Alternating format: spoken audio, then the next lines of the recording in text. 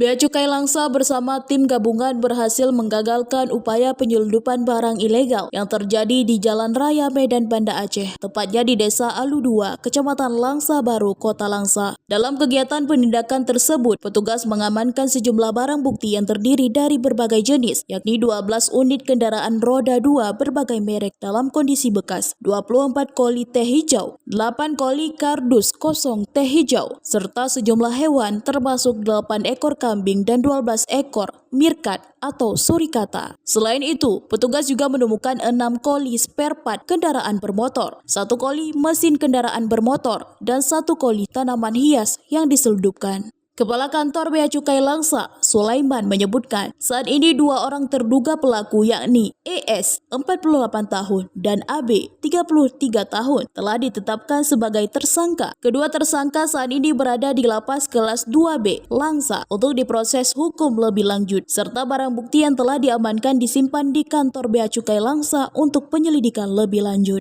Kami mengamankan 2 tersangka yang sudah kami titipkan di Lapas 2B Langsa dan saat ini dalam proses penyidikan berlangsung. Nantinya kami akan terus berkoordinasi dengan penyidik Kejaksaan Negeri Langsa untuk melakukan tindak lanjut terhadap alat bukti yang kami amankan. Untuk binatang-binatang ini kami juga akan berkoordinasi dengan karantina dan juga BKSDA untuk dilakukan penanganan lebih lanjut.